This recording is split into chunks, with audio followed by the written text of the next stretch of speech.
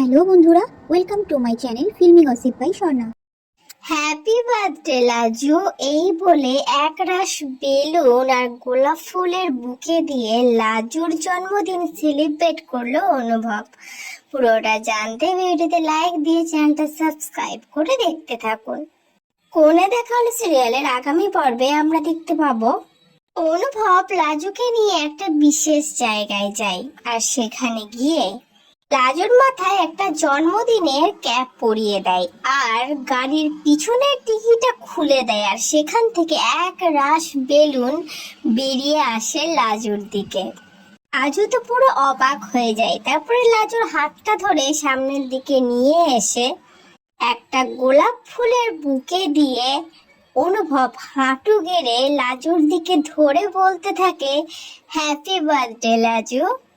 আর লাজু এত বড় একটা সারপ্রাইজ পেয়ে লাজুর চোখে তো জল চলে আসে। লাজু হাসতে থাকে, হাসতে হাসতে বলতে থাকে, থ্যাংক ইউ খিটকেল। তোমার মনে আছে আজকে আমার জন্মদিন? এরকম ভাবে কেউ আমার জন্মদিন আগে সেলিব্রেট করেনি, জানো? কেউ মনেই রাখেনি আমার জন্মদিনটা। তুমি যে আমার জন্মদিনটা মনে রেখে এত কিছু করেছো, তার জন্য অনেক ধন্যবাদ তোমাকে খিটকেল।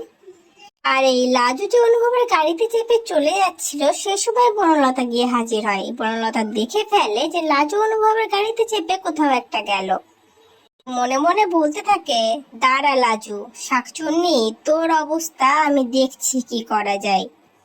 তুই কি ভেবেছিস আমি অনুভবের জীবন থেকে চলে গেছি বলে এবার তুই অনুভবের সাথে চুটিয়ে প্রেম করবি? সেটা তো আমি হতে দেব না। এবার দেখার পালা বনলতা আবার নতুন কোন গেম খেলে। কিন্তু এই যে ছোট একটা মুহূর্ত পেলাম, মানে লাজু আর অনুভবের এই যে মিষ্টি একটা মুহূর্ত, সবার একান্তে গিয়ে তাদের এই যে জন্মদিন সেলিব্রেট করার মুহূর্ত, এটাই দেখে কিন্তু আমরা দর্শকরা যথেষ্ট খুশি হয়েছি, তাই তো বন্ধুরা?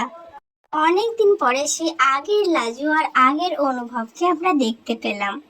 তবে আমরা সব দর্শকরা চাই যে এবার লাজু তার মনের কথাটা অনুভবকে বলে দিক যে, খিটকেল, আমিও তোমাকে অনেকটা ভালোবাসি, ঠিক তুমি যতটা আমাকে ভালোবাসো তার থেকেও বেশি। তোমরা কে কে চাও লাজু তার মনের কথাটা এই জন্মদিনের স্পেশাল মোমেন্টে বলে ফেলুক অনুভবকে? অবশ্যই কিন্তু কমেন্ট করে জানিও।